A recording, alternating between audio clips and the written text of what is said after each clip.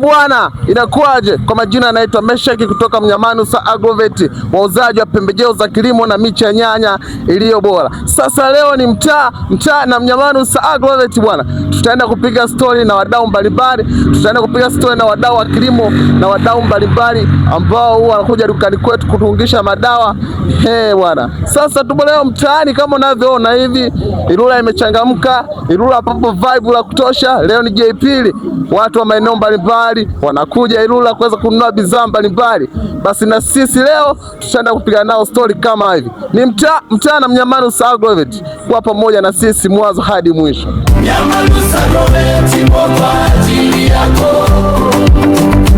Naitwa Meshaki kutoka Mnyamanusa Agrovet. Mwenzangu ni nani? Ni Patrick Mwakivamba. Patrick Mwakivamba.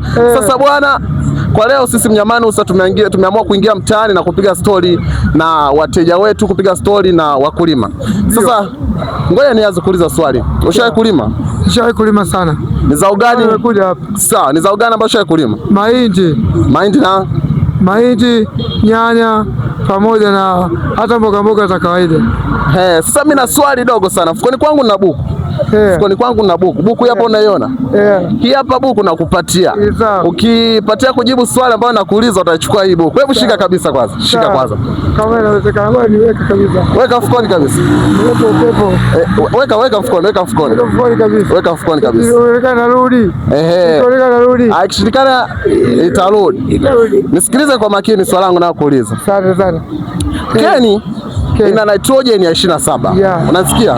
Ndio. Lakini dapu ina nitrogen ya 9.